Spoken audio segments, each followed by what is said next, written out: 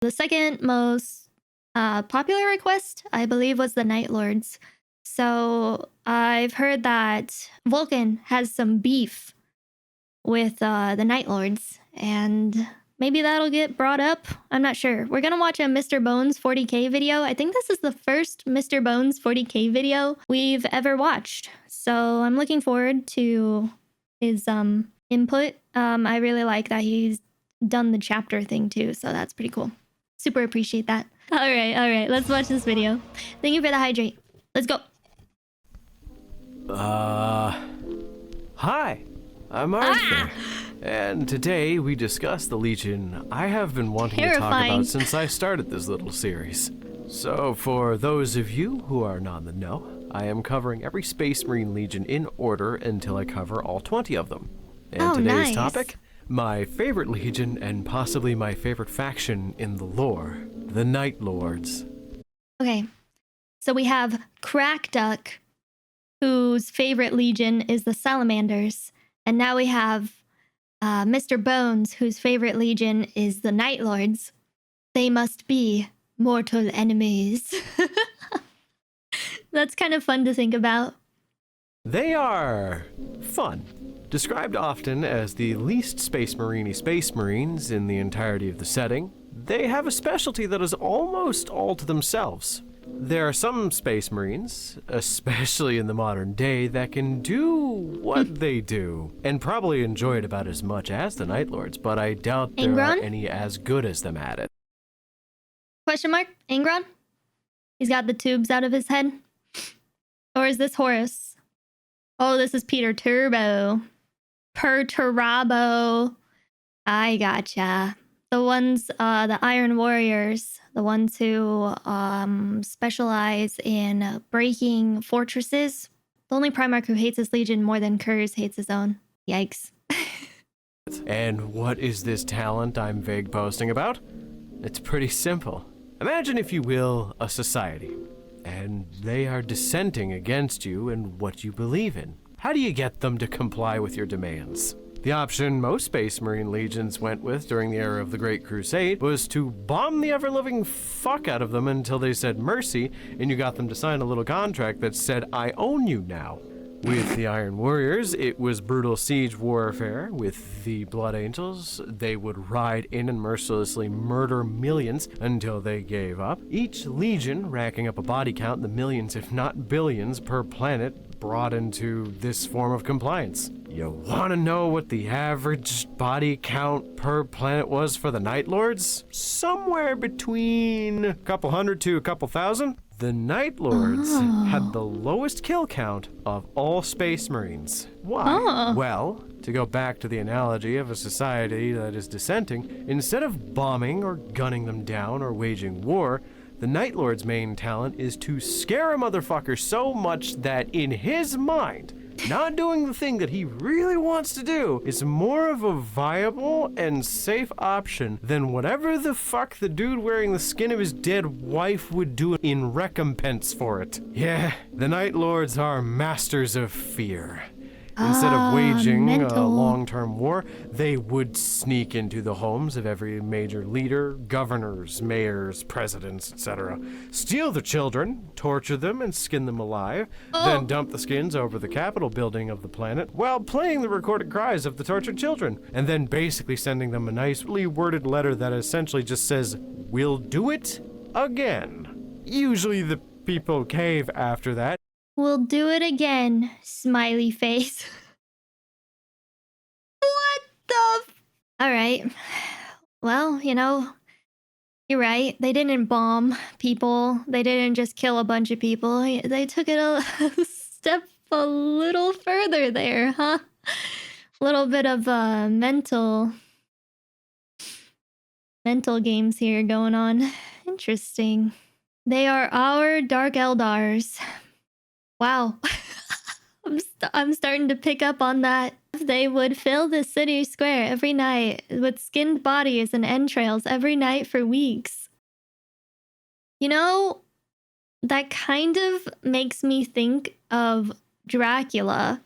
And, you know, these guys have like bat wings, I'm assuming is what this is, like bat wings. It gives me Dracula vibes because if I'm not mistaken, it was Dracula who had a castle where he would put human heads on spikes just to like keep people out. Vlad the Impaler was most definitely an inspiration. Batman, but if death was the only option, can Batman get any darker? Yes, sir. Welcome to 40K. Vampires. Which I completely understand. The average Space Marine from any chapter is fucking horrifying. Blood Angels might just crack you open and drink you like a Capri Sun at any moment just because they were thirsty. The Dark Angels might just lobotomize you because you were in the wrong spot, but the Night Lords still take the cake as the absolute pinnacle of spookiness.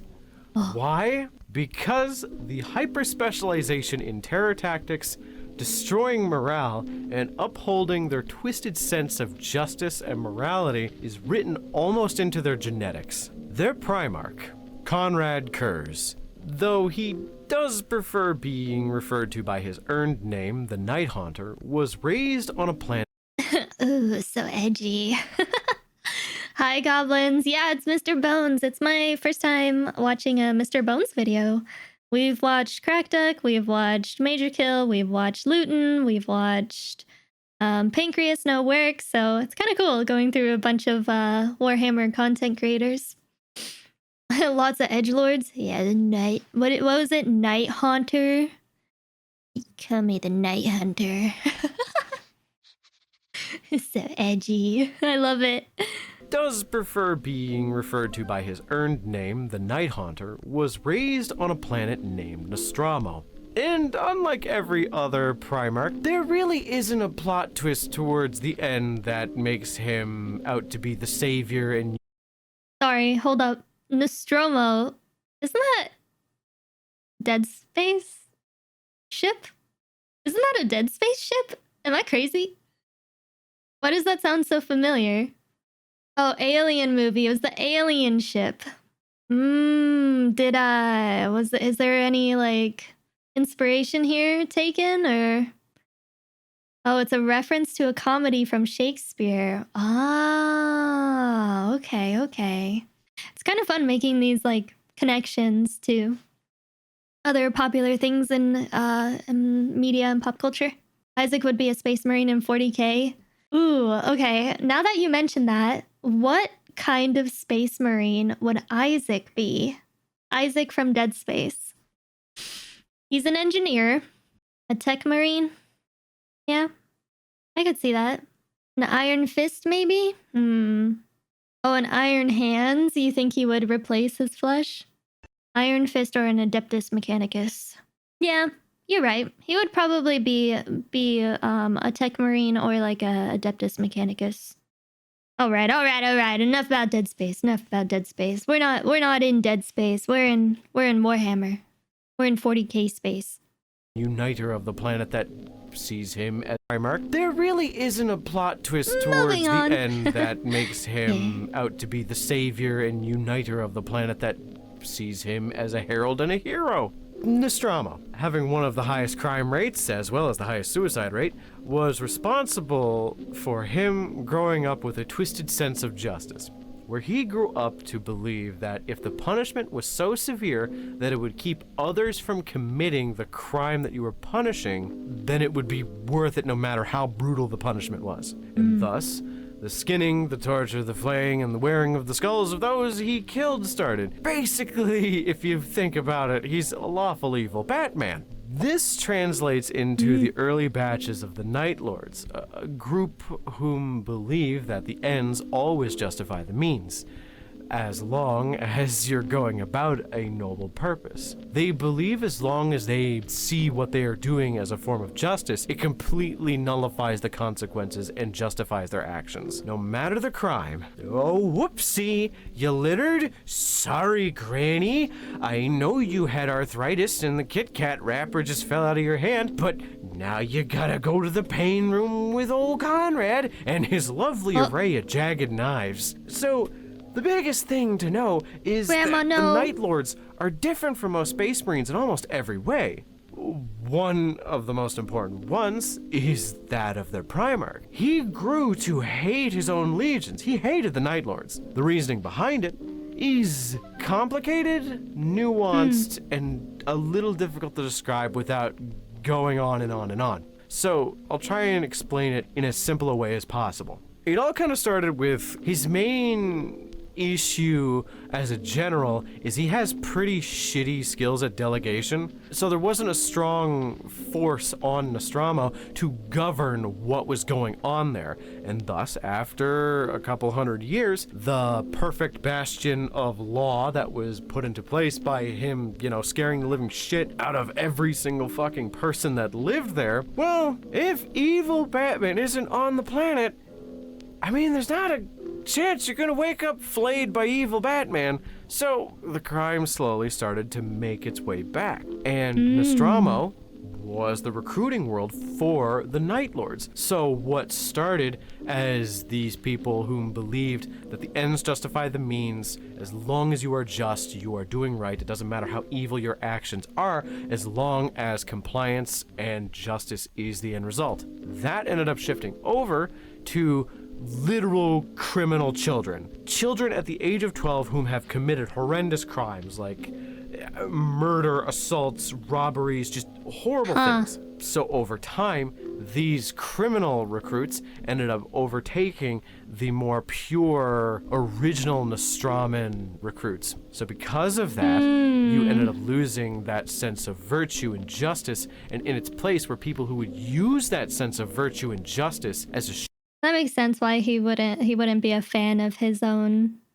It's kind of like what is it? With the Iron Hands, they also lost sight of what they were like originally, what their original values were too. Seems to be kind of a running theme here.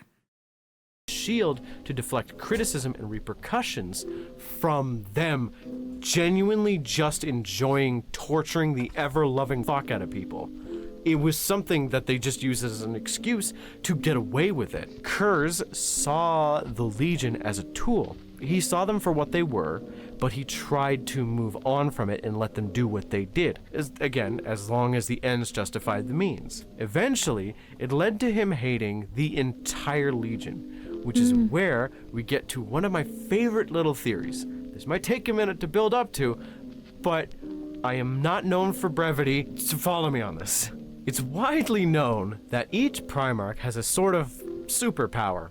It comes likely from the Emperor and a derivative of one of his own abilities. And this ability is oftentimes not referred to as something associated with the warp. So it's mostly just magic. For Curze, it's simple. He has extremely accurate foresight. Essentially, he can see the future and know what's going to happen. It's not exactly a direct one-for-one he sees the future. A lot of times from what I've read, it is more allegorical and more metaphorical than anything else. That is kind of his main power. It's a very powerful and potent one as well. There's also something all Primarchs share, which is a major flaw with this power. For Curze, the flaw in this power is that he had very little control over when he experienced these visions. They would rack him with knowledge of the worst fates known to him. His brothers torn apart before his very eyes. And slowly, over time, due to this lack of control, it began to drive him insane. Now here... It's like PTSD, but like for the future. Like future PTSD. FTSD. Pre, not post. No? Future. Yeah. More like Konrad Curze. Yeah. He's pretty cursed. This looks so frightening too. I hate that. Pre-traumatic stress disorder. Yeah. Pre-traumatic stress disorder. That's what he's got. And it's driving him crazy.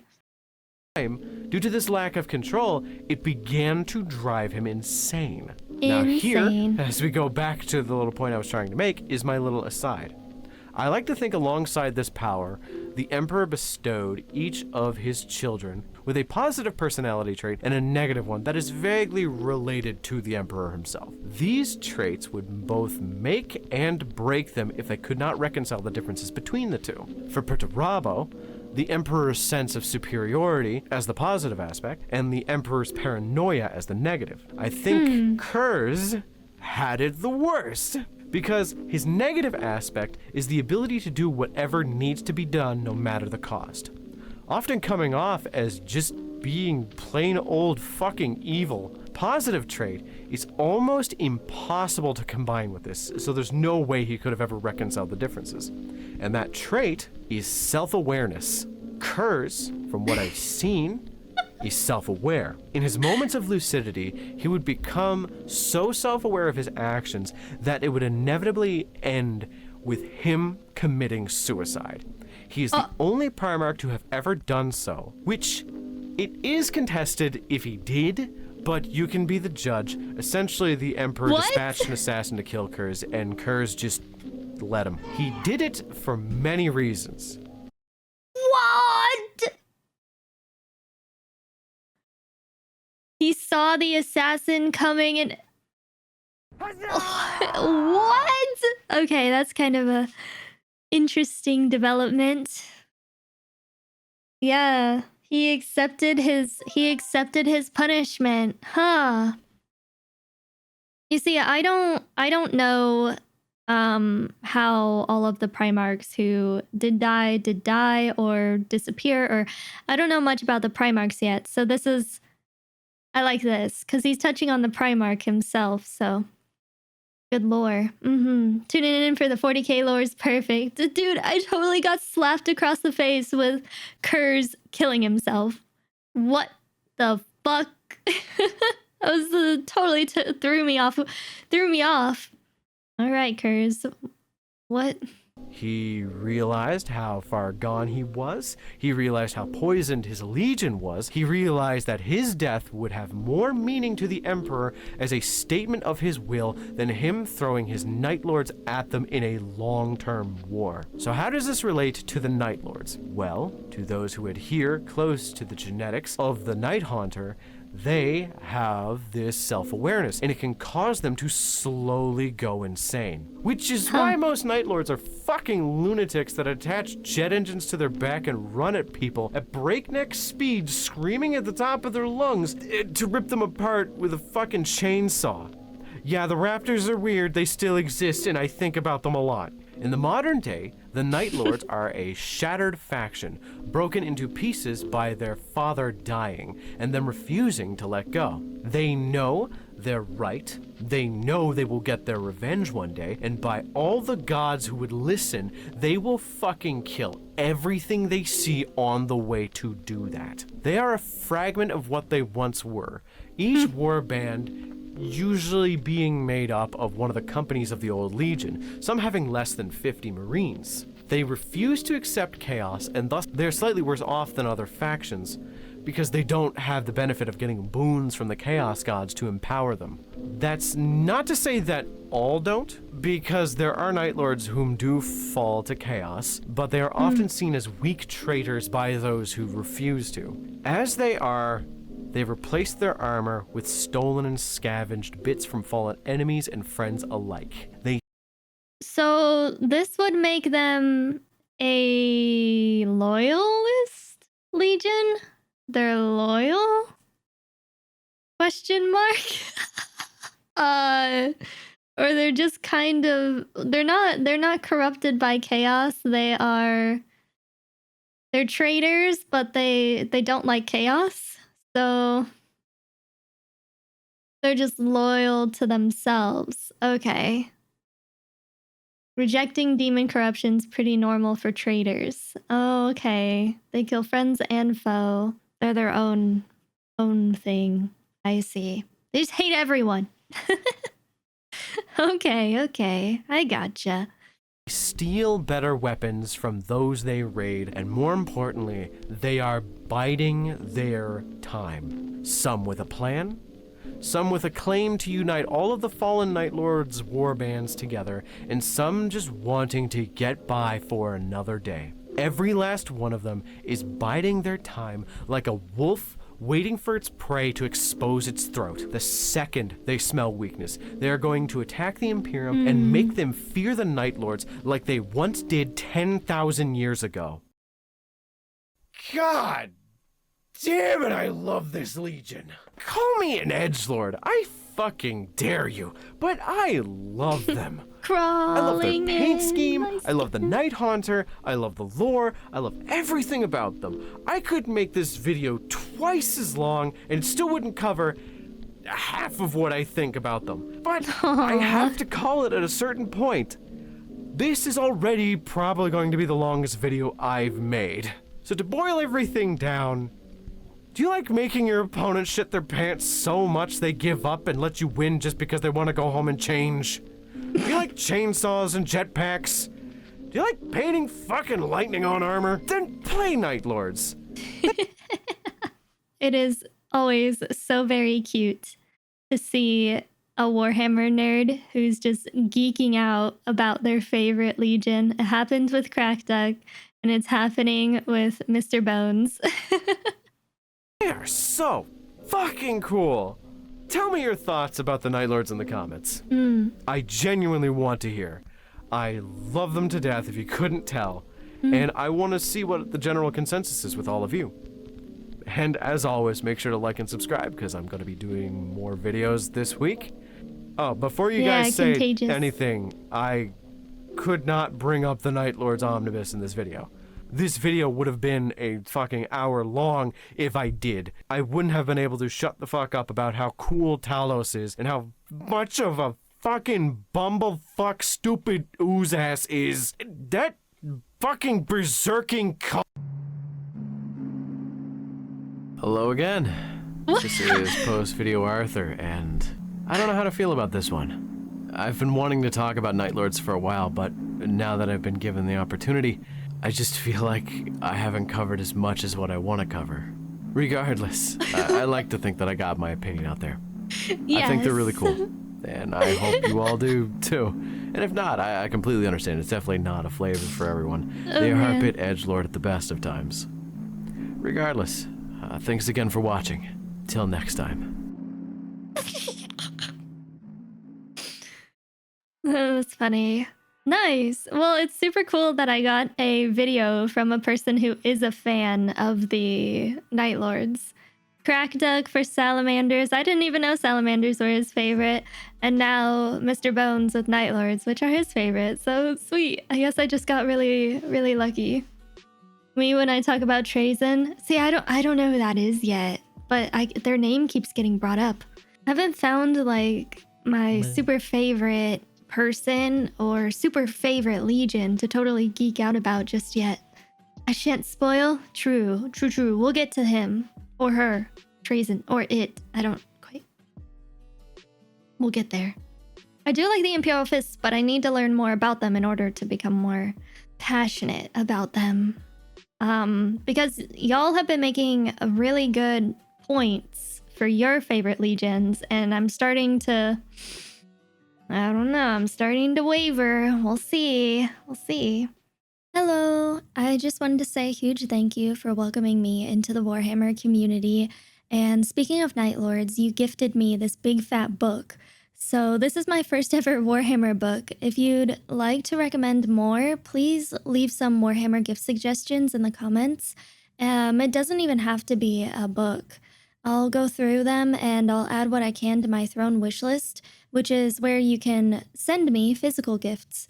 So here's my link, and I'll even add it to this description as well. So I'll see you in the next video. Bye bye.